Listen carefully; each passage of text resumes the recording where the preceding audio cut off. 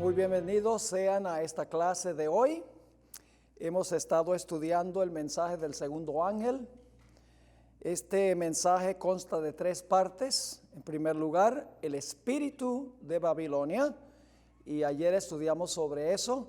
Nos dimos cuenta que el espíritu de Babilonia es centrarse en el hombre, en la grandeza del hombre, la tecnología del hombre y la capacidad que tiene el hombre de salvarse a sí mismo. Hoy vamos a estudiar en nuestro primer tema el vino de Babilonia. Vamos a descubrir qué es el vino que Babilonia le da a las naciones. Y luego, en el siguiente tema, vamos a estudiar en cuanto a la fornicación de Babilonia, porque fornica con los reyes de la tierra. Vamos a ver qué significa eso. Así que vamos a orar y entramos directamente en nuestro tema. Padre Celestial, gracias por traernos nuevamente a este lugar. Pedimos la presencia de tu Santo Espíritu al estudiar este tema. Te lo imploramos en el nombre de Jesús. Amén. Vamos a leer Apocalipsis, el capítulo 14 y el versículo 8. Hasta ahora hemos estudiado el Evangelio eterno. Hemos estudiado lo que significa temer a Dios. Hemos estudiado lo que significa darle gloria a Dios.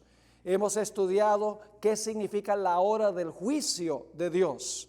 Y estudiamos también lo que significa adorar al Creador y el espíritu de Babilonia. Hoy queremos estudiar en cuanto al vino de Babilonia. Vamos a comenzar leyendo Apocalipsis 14, 8. Otro ángel le siguió diciendo: ha caído Babilonia, la gran ciudad, porque ha hecho beber a todas las naciones del vino del furor de su fornicación. Ahora, en nuestro último tema estudiamos en cuanto al origen de Babilonia, en la Torre de Babel. La Babilonia de Apocalipsis no es la Babilonia literal que hoy se encuentra en el país de Irak. La Babilonia de Apocalipsis es una Babilonia espiritual y mundial. No debemos tomar la palabra Babilonia literalmente. Ahora, ¿qué significa Babilonia en el libro de Apocalipsis? En realidad, cuando examinamos el libro de Apocalipsis, descubrimos que Babilonia al final del tiempo se compone de una coalición o una confederación de 3 poderes unidos contra el pueblo de Dios. Vamos a Apocalipsis 16, estamos en la página 96 de nuestro manual, Apocalipsis 16, y vamos a leer los versículos 13, 14 y 19. Dice: y vi salir de la boca del dragón, ahí está el primer poder, y de la boca de la bestia, segundo poder, y de la boca del falso profeta, tercer poder, 3 espíritus inmundos a manera de ranas, pues son espíritus de demonios que hacen señales y van a los reyes de la tierra en todo el mundo para reunirlos a la batalla de aquel gran día del Dios Todopoderoso. ¿Cuál es el propósito de esta triple alianza, dragón, bestia y falso profeta? Es reunir a los reyes de la tierra y todo el mundo para la batalla final contra Dios. Ahora, notemos el versículo 19. Dice: y la gran ciudad, ¿cuál es la gran ciudad? Babilonia. La gran ciudad fue dividida ¿en cuántas partes? En 3 partes. Y las ciudades de las naciones cayeron, y la gran Babilonia vino en memoria delante de Dios para darle el cáliz del vino del ardor de su ira. Así que primero habla de esta triple alianza, dragón, bestia y falso profeta, que reúnen los espíritus inmundos, esta triple alianza y todo el mundo para la batalla contra Dios. Pero el versículo 19 dice que aunque estaban unidos, finalmente van a quedar ¿qué? Divididos en 3 partes. Ahora, en Apocalipsis 13, estos poderes se conocen como, en primer lugar, el dragón. En segundo lugar, la bestia que se levanta del mar. Y en tercer lugar, la bestia que se levanta de la tierra. En Apocalipsis, el capítulo 13, Ese es el nombre que se le da a estos tres poderes: el dragón, la bestia que se levanta del mar y la bestia que se levanta de la tierra. En Apocalipsis 17, por el otro lado, el dragón se menciona como los reyes. El dragón equivale a los reyes. La bestia del mar se le llama la ramera. Y la bestia de la tierra se le llama el falso profeta o las hijas de la ramera. Así que tienen diferentes nombres en Apocalipsis 13 y Apocalipsis 17. En Apocalipsis 13 es dragón, bestia del mar y bestia de la tierra. En Apocalipsis 17 son los reyes de la tierra, la ramera y las hijas de la ramera, o lo que se llama también el falso profeta. Ahora, algunos se preguntarán, pero Pastor Bor, usted dice que el dragón de Apocalipsis 13 equivale a los reyes de la tierra en Apocalipsis 17. ¿Cómo es eso? ¿Acaso el dragón no representa a Satanás en el libro de Apocalipsis? Ahora, la siguiente sección, al pie de la página 96, no vamos a leer la evidencia que se encuentra allí, en la última parte de la página 96 y la primera mitad de la página 97. Lo que quiero nada más mencionar, y por esto es que es tan importante que los que están viendo esto consigan el manual, porque no podemos cubrir todo el manual, 405 páginas, en 30 sesiones. Es una imposibilidad. Y además de eso hay 7 lecciones adicionales fuera de las 30. Así que es vital que consigan el manual para poder seguir estas clases. Ustedes van a encontrar aquí la evidencia de que el dragón sí representa primordialmente a Satanás, pero también representa a Satanás obrando por medio de los poderes civiles del mundo. Satanás obrando a través de los reyes de la tierra, por así decirlo. Y les doy nada más una referencia a esto. Ustedes recuerdan que en Apocalipsis el capítulo 12 dice que el dragón se paró al lado de la mujer para devorar al hijo cuando naciera. Bueno, ¿quién era ese hijo que iba a nacer? Ese hijo era Cristo Jesús. Y el dragón se paró al lado de la mujer para devorar al hijo. Pero Satanás no fue el que directamente intervino para tratar de matar a Jesús. ¿Quién en realidad fue el instrumento que usó Satanás para tratar de matar a Cristo? Herodes el Grande, que era un gobernante civil de Roma. Es decir, en Apocalipsis el capítulo 13, el dragón representa el poder civil de Roma, la bestia del mar representa el papado y el poder que se levanta de la tierra representa el protestantismo apóstata. En Apocalipsis 17 son los mismos poderes con diferente nombre. Los reyes de la tierra son equivalentes al dragón. La ramera es igual que la bestia que se levanta del mar. Y las hijas de la ramera o el falso profeta equivalen a la bestia que se levanta de la tierra. ¿Está claro ese punto? Es muy importante reconocer que Babilonia se compone de 3 partes: el dragón, la bestia y el falso profeta. En Apocalipsis 17, los reyes, la ramera y las hijas o el falso profeta. Ahora, aunque la Babilonia final va a tener 3 partes, hay una parte que va a predominar sobre las otras, y es la ramera. La ramera es la actriz principal. Vamos a encontrar eso ahora en los próximos minutos. Ella va a dirigir y va a protagonizar todos los eventos del capítulo 17. Noten al pie de la página 97 un resumen de Apocalipsis 13, 1 al 10. En primer lugar, el dragón le entrega su poder, su trono y gran autoridad a la bestia. Es decir, el imperio romano le entrega a la bestia del mar, el papado, su dominio. Y luego entonces la bestia gobierna por ¿cuánto tiempo después de recibir el poder de Roma? 1260 días o años, que se expresa en Apocalipsis 13 como 42 meses. La bestia que sale del mar, ¿qué hace? Habla blasfemias contra el Altísimo. Ustedes tienen ahí las referencias en el manual. La bestia persigue a los santos del Altísimo. La bestia que es lo mismo que el cuerno pequeño, piensa que puede cambiar ¿qué? La ley de Dios. En Apocalipsis 13:6 dice que esta bestia del mar pisotea el santuario y el príncipe del santuario, que resulta ser Cristo Jesús. Pero después de gobernar 1260 años, esta bestia que se levanta del mar recibe ¿qué cosa? Recibe una herida mortal y queda, por así decirlo, por un tiempo en el hospital, fuera de comisión. Pero luego dice en Apocalipsis 13 que a esta bestia se le va a sanar la herida mortal y todo el mundo se va a maravillar en pos de la bestia. Es decir, la bestia que gobernó 1260 años va a gobernar de nuevo en el futuro cuando se le sane la herida. Entonces yo pregunto en Apocalipsis 13, ¿cuál es el poder que predomina? ¿El dragón? No, el dragón le entrega el poder ¿a quién?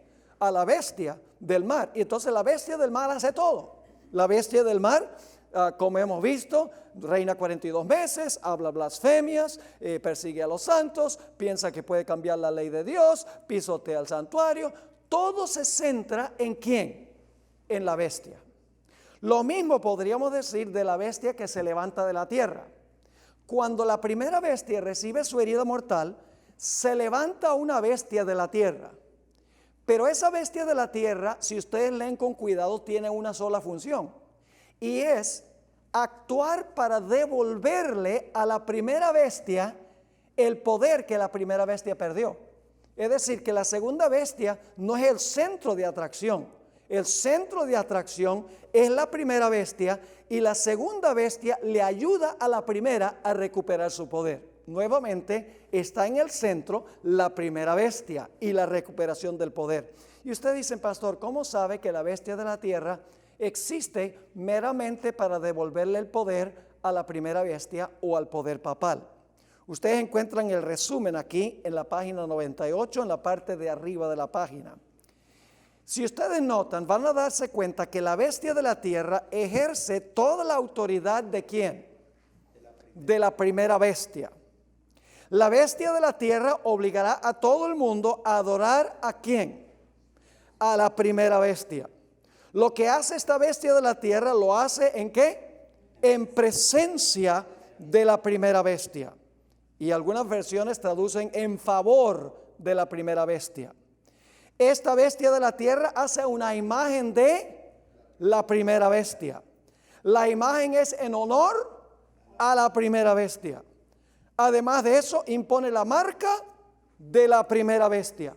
¿Cuál es la función de esta bestia que se levanta de la tierra? Devolverle a la primera bestia el dominio que perdió. Entonces, ¿quién está en el centro aquí? ¿La bestia de la tierra o la bestia que va a recuperar su poder? La bestia que va a recuperar su poder. Es decir, la bestia de la tierra es un instrumento en las manos ¿de quién? Un instrumento en las manos de la bestia que se levantó del mar. Ahora, vamos a Apocalipsis, el capítulo 17, y vamos a ver otra vez lo mismo. Hay una triple alianza, pero en vez de llamarse dragón, bestia y falso profeta o bestia de la tierra, la nomenclatura es dragón, ramera y falso profeta o hijas de la ramera. Vamos a leer Apocalipsis 17, 1 al 6. ¿Quién es la actriz principal en estos versículos de Apocalipsis 17? ¿Los reyes? No. ¿Las aguas? No. ¿Las hijas? No. ¿Quién está en el centro? La ramera o la bestia que ya vimos. Noten lo que dice Apocalipsis 17, 1 al 6. Ella está haciendo todo. Vino entonces uno de los 7 ángeles que tenía las 7 copas y habló conmigo diciéndome: ven acá y te mostraré la sentencia contra la gran ramera, la que está sentada sobre muchas aguas. Ahora noten, ¿quién está sentada sobre las aguas? La ramera. Entonces, ¿qué significa sentarse sobre las aguas? Significa que domina a la gente, porque las aguas representan multitudes, naciones, lenguas y pueblos. Dice, con la cual han fornicado los reyes de la tierra. Es decir, se une con los poderes civiles. Y los moradores de la tierra se han embriagado con el vino de su fornicación. ¿Quién da el vino? La ramera. ¿Quién se une con los reyes? La ramera. ¿Quién domina sobre las muchedumbres? La ramera. Sigue diciendo en el versículo 3, me llevó en el espíritu al desierto y vi una mujer sentada sobre una bestia escarlata, llena de nombres de blasfemia, que tenía 7 cabezas y 10 cuernos. Y la mujer estaba vestida de púrpura y escarlata, y adornada de oro, de piedras preciosas y de perlas. Y tenía en la mano un cáliz de oro lleno de ¿qué? Muy importante este detalle. En la copa está el vino, y el vino son sus ¿qué? Sus abominaciones. El vino es lo mismo que las abominaciones. Así que dice, nuevamente, en el versículo 4, la mujer estaba vestida de púrpura y escarlata, y adornada de oro, de piedras preciosas y de perlas, y tenía en la mano un cáliz de oro lleno de abominaciones y de la inmundicia de su fornicación. Y en su frente un nombre escrito, un misterio, Babilonia la grande, la que, la madre, ¿tiene hijas entonces? Yo no conozco ni una sola madre que no tenga hijas, porque son rameras. Así que la madre tiene hijas, lo mismo que el falso profeta o la bestia de la tierra. Así que dice, la madre de las rameras y de las abominaciones de la tierra. Vi a la mujer ebria de la sangre de los santos y de la sangre de los mártires de Jesús. Y cuando la vi, quedé asombrado con gran asombro. Ahora vamos a ver el resumen que se encuentra en la parte superior de la página 99. La ramera representa ¿qué cosa? Una iglesia apóstata. ¿Qué hace la ramera? Se sienta sobre las aguas, domina sobre las naciones, multitudes, lenguas y pueblos. Sostiene una relación ¿qué? Adúltera o fornicaria con los poderes políticos del mundo, abandonando hacia Cristo como su esposo legítimo. Tiene en su mano una copa de oro, ¿y qué se encuentra en la copa? Sus abominaciones o su vino. ¿Y qué hace con el vino? Se lo da a las naciones y obliga, dice, hace que las naciones beban su vino. Y cuando los reyes y las naciones beben el vino, ¿qué sucede? Se llenan de furor contra los que no quieren beber. Por eso se llama el vino del furor de su fornicación. Ahora, los colores predilectos de sus vestiduras son ¿qué? Púrpura y escarlata. ¿Y cómo está ataviada o adornada? Con oro, piedras preciosas y perlas. Tiene también ¿qué? Hijas que nacieron de la madre y hacen lo que ella les manda. Está borracha con la sangre de los santos y los mártires de Jesús. Y además de ser una iglesia, también representa un sistema político de alcance global, pues se le representa también como una ciudad. ¿Tienen claro el panorama? Ahora, ¿por qué se repite ha caído Babilonia? Sencillamente porque cuando en la Biblia se repite algo, Dios quiere enfatizar que eso sucedió en verdad. Es decir, está subrayando que cayó de verdad. Ustedes tienen aquí, por ejemplo, Jesús dijo que en boca de 2 o 3 testigos, ¿de qué? Se confirma toda palabra. Faraón tuvo el mismo sueño básico 2 veces y Dios dijo que es para que él pudiera saber que su sueño se iba a cumplir absolutamente. Y cuando Jesús iba a hacer una declaración muy importante, ¿qué dijo? De cierto os digo. Cuando la Biblia dice algo 2 veces, significa de verdad. Así que cuando dice ha caído Babilonia, quiere decir que Babilonia cayó de verdad. Ahora, ¿por qué cae Babilonia? ¿Cuál fue el punto que causó la caída de Babilonia? Vamos a leer otra vez Apocalipsis 14:8 para ver por qué cayó Babilonia. Dice, otro ángel le siguió diciendo, ha caído Babilonia, la gran ciudad, y ahora viene la razón de su caída, porque ha hecho beber a todas las naciones del vino del furor de su fornicación. ¿Por qué cayó Babilonia? Porque le da a las naciones y a los reyes su vino, el vino de su fornicación. En la parte superior de la página 100, Babilonia caerá porque tiene una fábrica de vino fermentado, con el cual emborracha a las naciones. El vino no es literal, sino simbólico, pues todo lo que está en el capítulo es ¿qué? Simbólico. ¿Qué representa el vino? Bueno, ya vimos un punto muy importante. Ella tiene una copa. ¿Y qué tiene la copa? El vino. Pero el vino son sus abominaciones. Es decir, el vino son sus abominaciones. Son intercambiables vino y abominaciones. Ahora, vamos a mirar o a repasar lo que estudiamos en relación con el mensaje del primer ángel. El mensaje del primer ángel es, podríamos decir, jugo puro de uva sin fermentar, porque es verdadera doctrina. ¿Qué enseñó el mensaje del primer ángel? Primero, que Cristo fue sacrificado en la cruz, ¿cuántas veces? De una vez por todas, y no necesita morir de nuevo. Segundo, Jesús es nuestro único y suficiente sacerdote. Y en tercer lugar, somos salvos por la vida y la muerte de Cristo y no por nuestras propias obras. Esa es sana doctrina. Estudiamos eso cuando analizamos el Evangelio eterno.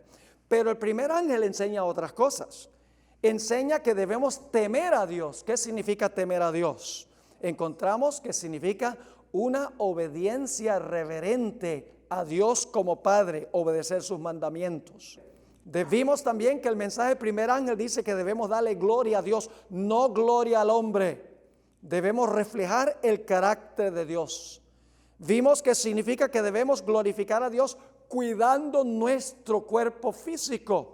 Glorificad pues a Dios con vuestro cuerpo y con vuestro espíritu, los cuales son de Dios. Si pues coméis o bebéis, haced todo para gloria de Dios. Involucra cuidar el cuerpo y lo que metemos en nuestra mente. Además de eso, el mensaje del primer ángel enseña que estamos ahora en el juicio. Quiere decir que una persona cuando se muere no va al cielo ni al infierno, ni el juicio es cuando Cristo venga, como enseña la mayoría de las iglesias. El juicio empezó en 1844 y es un proceso. Estamos en el juicio. También, en relación con esto, enseña que los muertos no saben nada. El mensaje del primer ángel. Porque si el juicio comienza en 1844, entonces nadie fue al cielo ni al infierno cuando se murieron. Están reposando en el sepulcro hasta que aparezca su nombre en el juicio. ¿Están conmigo? Y el mensaje del primer ángel también nos enseña que debemos honrar al Creador. ¿Y cuál es la señal del Creador? La señal del Creador es el sábado. Yo pregunto, ¿todas estas cosas las están enseñando las iglesias? No. ¿Enseñan que debemos guardar los mandamientos? No, dicen no, fueron clavados en la cruz. ¿Enseñan que debemos cuidar nuestro cuerpo, cuidar lo que metemos? No, dicen, no, tú puedes comerte la chuleta de cochino si quieres, no te va a hacer daño, porque la oración lo purifica.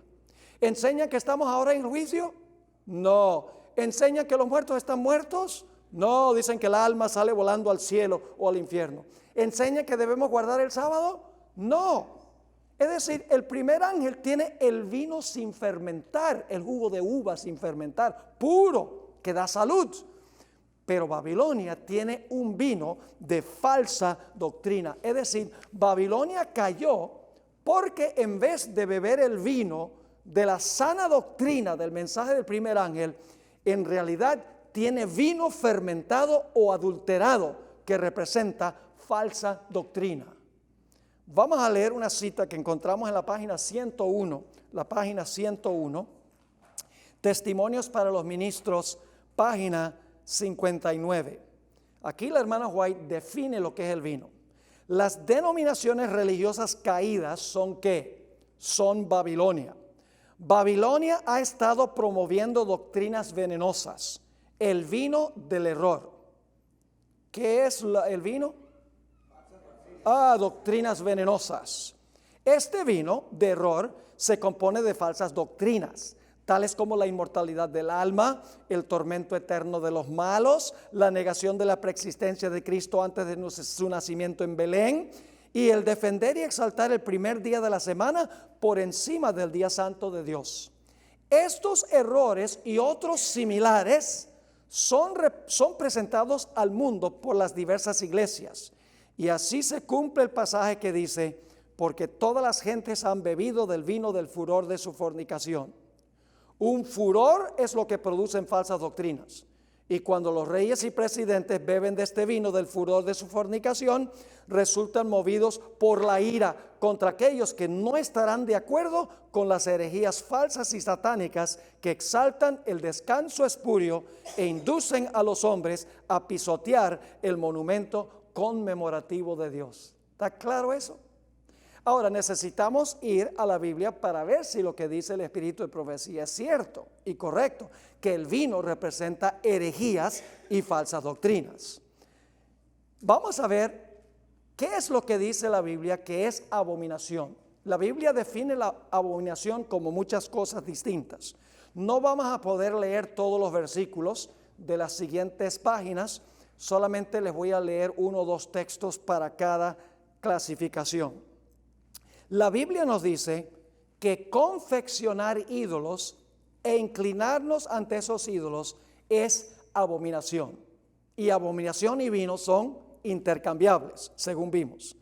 Vamos a pasar por alto Éxodo 24 al 6 y vamos a Deuteronomio 7 y el versículo 25 y 26. Las esculturas de sus dioses, Dios le está diciendo a Israel, las esculturas de sus dioses, ¿qué harás? Las quemarás en el fuego. No codiciarás plata ni oro de ellos para tomarlo para ti, para que no tropieces en ello, pues es ¿qué cosa?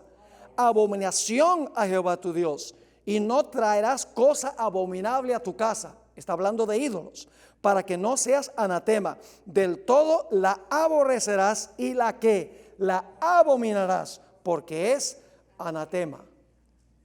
El vino, en primer lugar, es confeccionar ídolos, introducirlos a la casa e inclinarse ante ellos. Ustedes pueden leer los otros 2 textos, el de Éxodo 24 al 6 y el de Deuteronomio 27, 14 y 15.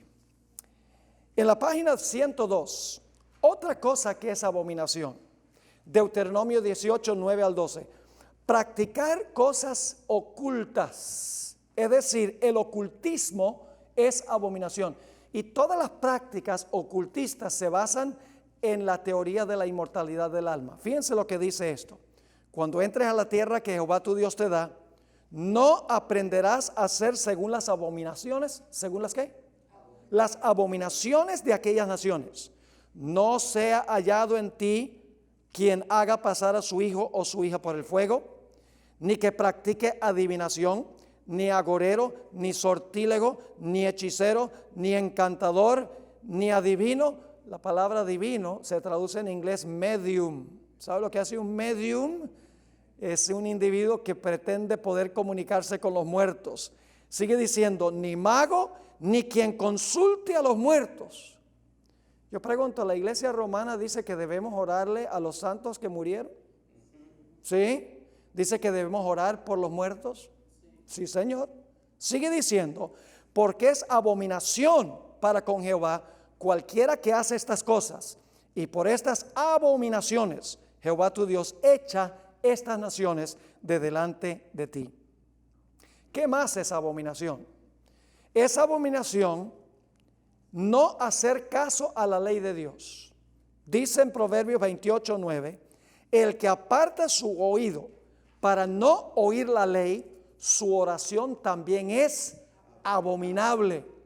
La iglesia romana enseña que no es necesario guardar uno de los mandamientos de la ley de Dios, el sábado. Sí, Señor. La iglesia romana dice que está bien tener ídolos e inclinarse ante los ídolos. Eso es abominación, según dice aquí. Ahora, por el otro lado, es abominación cuando se enseña que una persona puede salvarse por sus propias obras.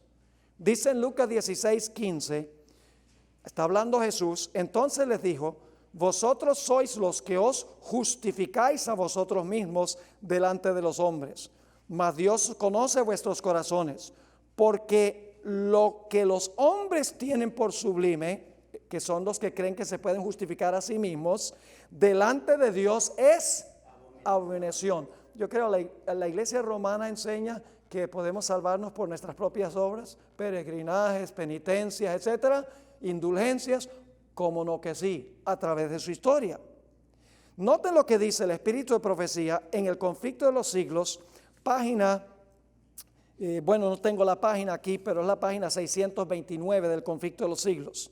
Dice, un estudio de la Biblia hecho con oración mostraría a los protestantes el verdadero carácter del papado y se lo haría aborrecer y rehuir. Pero muchos son tan sabios en su propia opinión que no sienten ninguna necesidad de buscar humildemente a Dios para ser conducidos a la verdad. Aunque se enorgullecen de su ilustración, desconocen tanto las Sagradas Escrituras como el poder de Dios.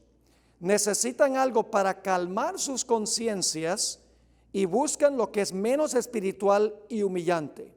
Lo que desean es un modo de olvidar a Dios, pero que parezca recordarlo. Qué interesante lo que quiere la gente, ¿verdad? Dice ella, un modo de olvidar a Dios, pero que parezca recordarlo. Ahora fíjense esto. El papado responde perfectamente a las necesidades de todas esas personas. Es adecuado a dos clases de seres humanos que abarcan casi a todo el mundo. El papado, ¿qué hace? Complace a dos clases de personas. Los que quisieran salvarse por sus méritos y los que quisieran salvarse en sus pecados. Tal es el secreto de su poder. Así que el papado enseña dos cosas, que puedes salvarte por tus obras, pero por el otro lado dice, puedes salvarte en tus pecados, con tal que le confieses el pecado al sacerdote, no hay ningún problema, tú puedes seguir pecando. ¿Están entendiendo lo que es abominación? Además de eso, fornicación es abominación. Yo pregunto, ¿la ramera fornica con los reyes de la tierra? Sí. Noten lo que dice Jeremías 13, 26 y 27. Yo pues descubriré también tus faldas delante de tu rostro. De eso le está hablando su propio pueblo. Y se manifestará tu ignominia, tus adulterios, tus relinchos, la maldad de tu ¿qué? De tu fornicación sobre los collados. En el campo vi tus abominaciones. Ay de ti, Jerusalén, ¿no serás al fin limpia? ¿Cuánto tardarás tú en purificarte? Así que Dios está hablando a los que profesaban ser su propio pueblo, porque se entremezclaban con las prácticas de las naciones paganas y se entrelazaban con ellas. Dice aquí que estaba cometiendo fornicación, que aquí dice que eran abominaciones. ¿Saben qué más es abominación? Derramar sangre inocente. ¿La ramera derramó sangre inocente en su carrera? ¿Va a volver a derramar sangre inocente? Sí, la ramera derrama la sangre de los santos. Noten lo que dice Ezequiel, el capítulo 22 y el versículo 2. Solamente vamos a leer este versículo de los tres que están bajo esta clasificación. Dice, tú, hijo de hombre, no juzgarás tú a la ciudad, ¿qué cosa? Derramadora de sangre, y le mostrarás todas sus abominaciones. Es decir, derramar sangre inocente es abominación. Ahora, hay otro texto, dije que solamente iba a leer uno, pero este hay que leerlo también. Proverbios 6, 16 al 19. 6 cosas aborrece Jehová, y aún 7, ¿qué cosa? Abomina, que es abominación para su alma. Los ojos altivos, la lengua mentirosa, ¿qué más? Las manos derramadoras de sangre, el corazón que maquina pensamientos inicuos, los pies presurosos para correr al mal, el testigo falso que habla mentiras y el que siembra discordia entre hermanos.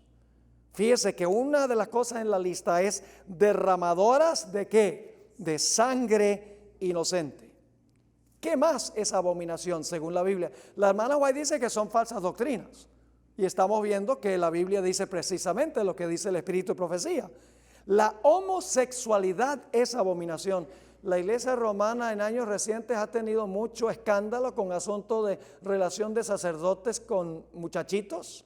Sí, señor. Fíjense lo que dice Levítico 18:2.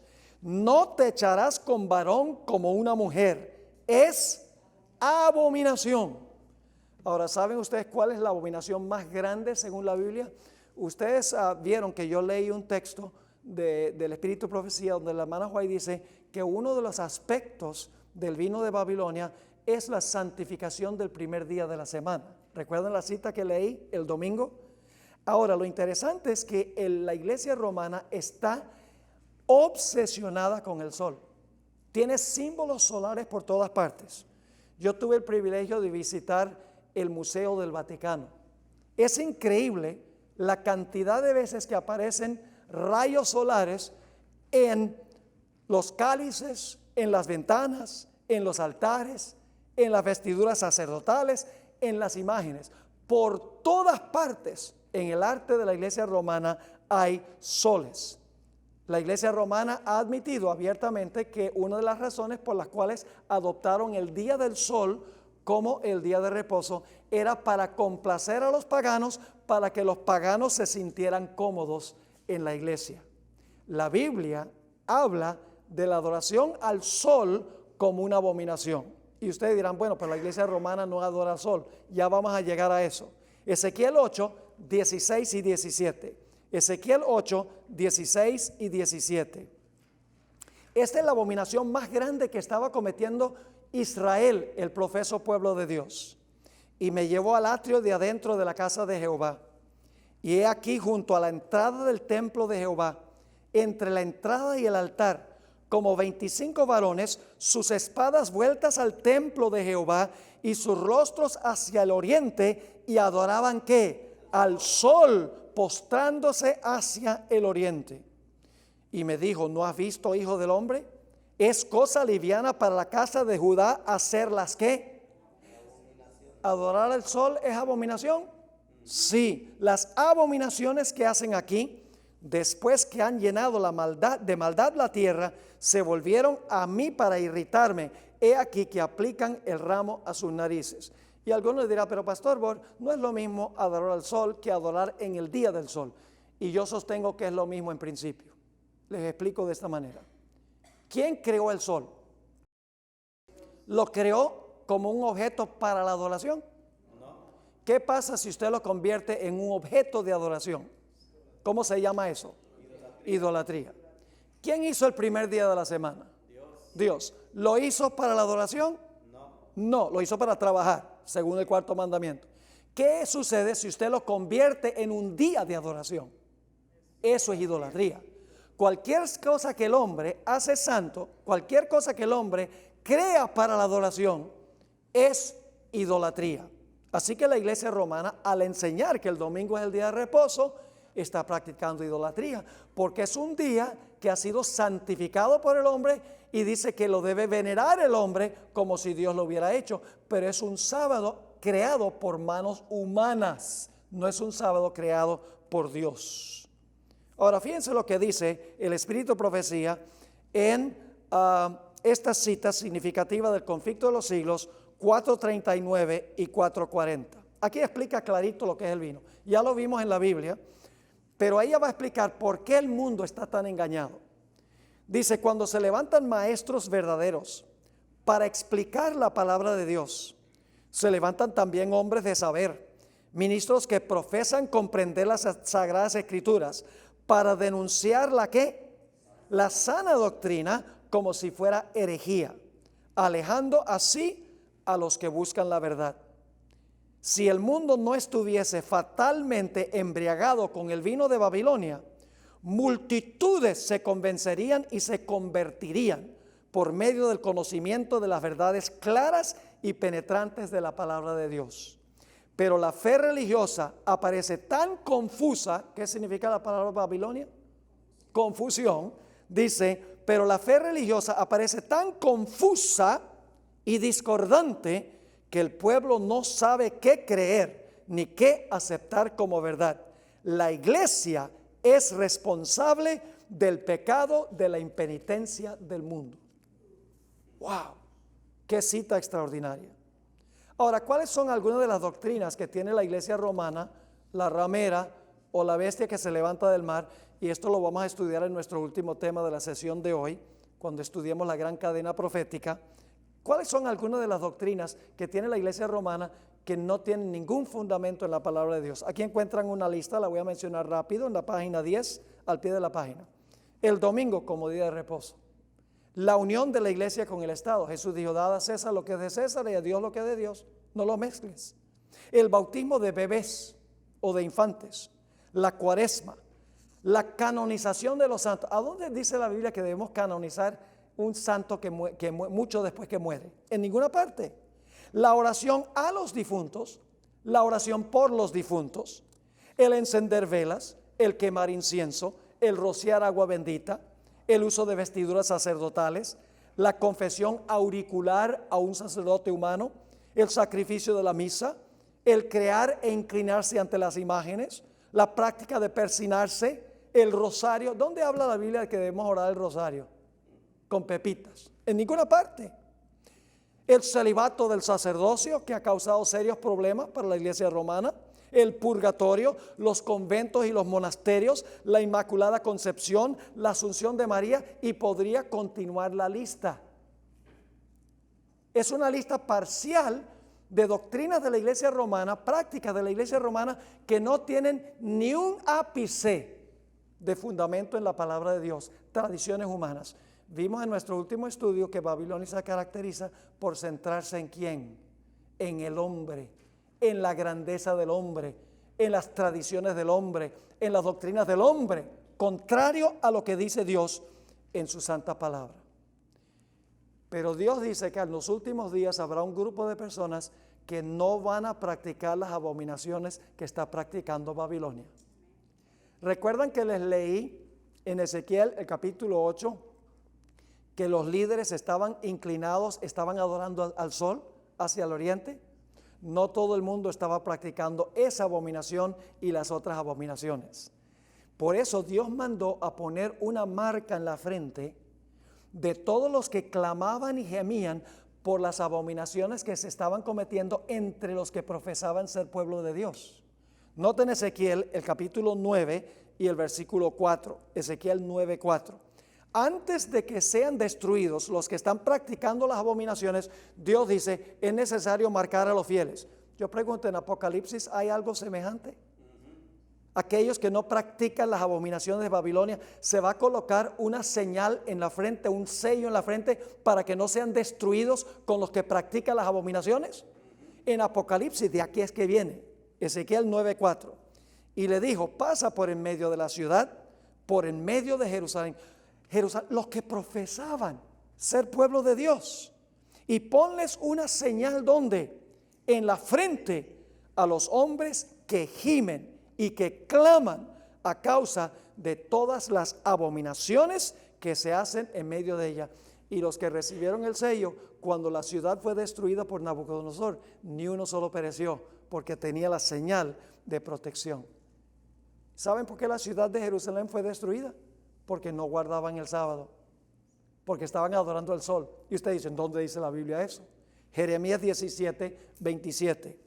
Pero si no me oyereis, para santificar el día de reposo y para no traer carga ni meterla por las puertas de Jerusalén en el día de reposo, yo haré ¿qué? Yo haré descender fuego en sus puertas y consumirá los palacios de Jerusalén y no se apagará. Y eso es precisamente lo que sucedió con la ciudad de Jerusalén. Pero los que tenían la marca no perecieron en la destrucción de la ciudad. En Apocalipsis, los que no practican las abominaciones de Babilonia serán protegidos por Dios. Ahora, ustedes notan que el vino se le llama el vino del furor de su fornicación. ¿Qué hace Babilonia con los que no quieren tomarse el vino? Se enfurece contra ellos. Jeremías 51:7 dice, copa de oro fue Babilonia en la mano de Jehová, que embriagó a toda la tierra. De su vino bebieron los pueblos. ¿Y qué pasó cuando los pueblos bebieron el vino? Se aturdieron, por tanto, las naciones. La ramera y sus hijas han convertido en alcohólicos a todas las naciones. Y están tan adictas las naciones que les resulta imposible o casi imposible comprender y aceptar la verdad para este tiempo. El alcohol espiritual aturde sus sensibilidades espirituales. Es imposible, como ustedes saben, razonar con un borracho, pues cree que lo sabe todo y está dispuesto a defender su punto de vista por absurdo que sea. Eso es cierto cuando uno trabaja con personas a veces de otras iglesias. Las razones están espiritualmente embriagados con el vino de la madre y de sus hijas. ¿Es importante lo que nosotros creemos? Sí, Señor. Noten testimonios, joya de los testimonios, tomo 2, páginas 103 y 104. El error nunca es inofensivo, nunca santifica, sino que siempre trae, ¿qué cosa? Ahí está otra vez la palabra, Babilonia, trae confusión y disensión.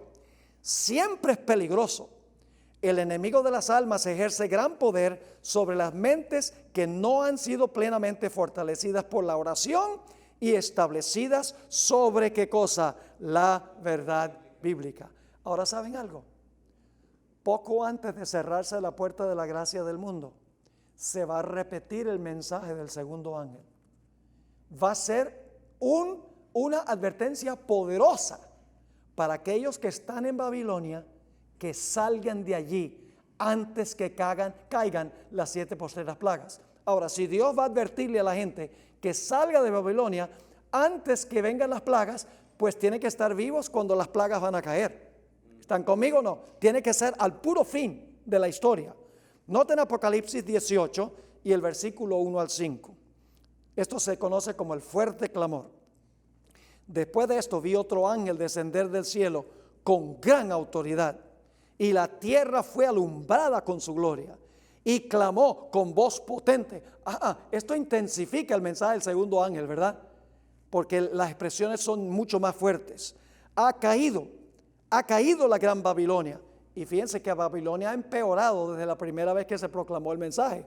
Dice, y se ha hecho habitación de demonios y guarida de todo espíritu inmundo y albergue de toda ave inmunda y aborrecible. Las aves representan espíritus malignos. ¿Recuerdan en la parábola del sembrador donde Jesús dijo que a veces la semilla cae en el camino y vienen las aves y recogen la semilla? Y luego dice, el diablo y sus ángeles son los que quitan la semilla de la verdad. Versículo 3. ¿Por qué Babilonia se convirtió en esto? ¿Por qué está llena de demonios al final de la historia?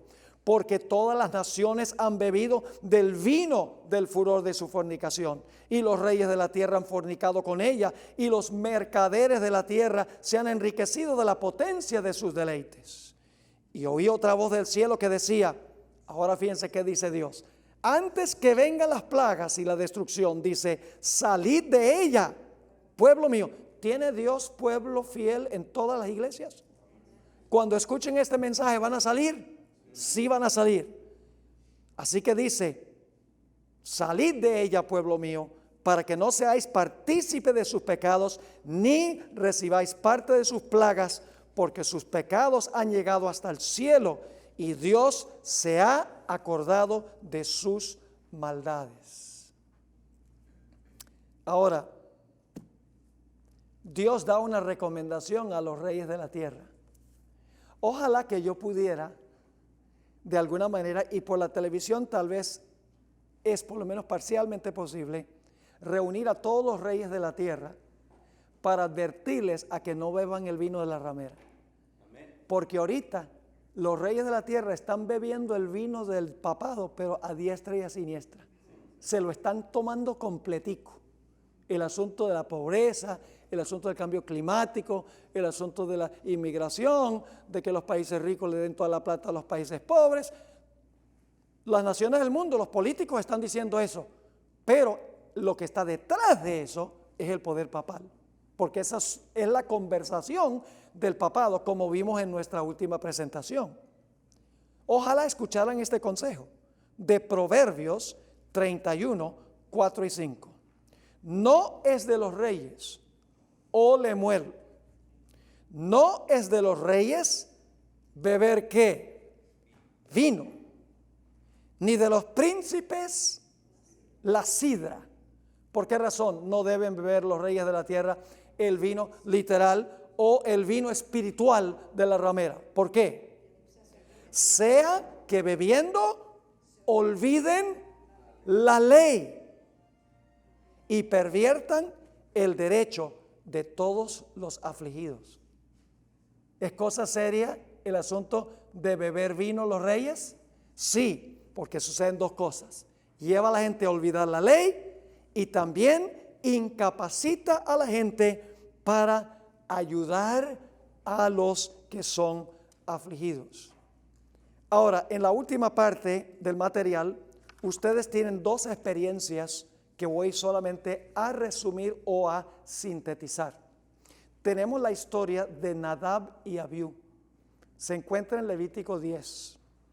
Dios había mandado que cuando ellos quemaran incienso, debían tomar del fuego que estaba sobre el altar del sacrificio, porque Dios había llovido ese fuego. Era fuego santo. Dios les dijo, no lleven ningún fuego secular con que ustedes cocinan ni nada. Tiene que ser el fuego santo que yo lloví sobre el altar. Pero la historia dice que Nadab y Abiú estaban bebiendo vino, estaban borrachos. Y por lo tanto tomaron fuego extraño. No el fuego santo, sino fuego extraño. Y se lo ofrecieron a Dios como si fuera santo. Y salió la gloria de Jehová y consumió a Nadab y Abiú ahí mismo en el santuario, a donde estaban quemando el incienso con el fuego extraño. Ahora, ¿cuál es la lección? Después que murieron, Dios le dijo al pueblo, específicamente a los sacerdotes, esto se encuentra en el capítulo 10 y los versículos 8 y 9, que los sacerdotes, para poder discernir entre lo santo y lo común, no debían beber vino ni sidra. ¿Por qué Nadab y Abiú ofrecieron fuego común como si fuera santo? Porque se emborracharon con el vino. Yo pregunto, ¿el mundo hoy le está ofreciendo a Dios, le está ofreciendo Dios un día que Dios no ha santificado como si fuera santo? Si Dios permite eso, tiene que pedirle perdón a Nadab y Abiú. Ahora, la otra historia, y lamentablemente aquí el reloj se paró, pero yo estoy mirando el reloj allá en la pared para más o menos imaginarme cuándo debo terminar. Tenemos la otra historia, que es la historia de el banquete de Belsasar. Ahí está la otra cara de la moneda. El rey Belsasar tomó vasos sagrados y los usó como si fueran comunes. ¿Y qué pasó? Dice que lo hizo bajo el efecto del vino. Dice, cuando tenía el efecto del vino, fue que él dijo, yo puedo tomar los vasos sagrados y usarlos en un sentido común. Yo pregunto, ¿el sábado Dios lo santificó? ¿El mundo religioso se lo está tratando como si fuera un día común? Sí, Señor. Dios no acepta que el mundo guarde un día común que Dios no ha santificado, ni que el mundo santifique un día que Dios no haya santificado. Porque entonces Dios tiene que pedirle perdón a Nadab y Abiú y tiene que pedirle perdón a Belsasar, porque Belsasar fue destruido esa misma noche. Leo como última cita. Elena White, hablando de la experiencia de Nadab y Abiú, escribió, pero este día, que es el domingo, que se exalta tan universalmente, es un sábado espurio, un día común de trabajo.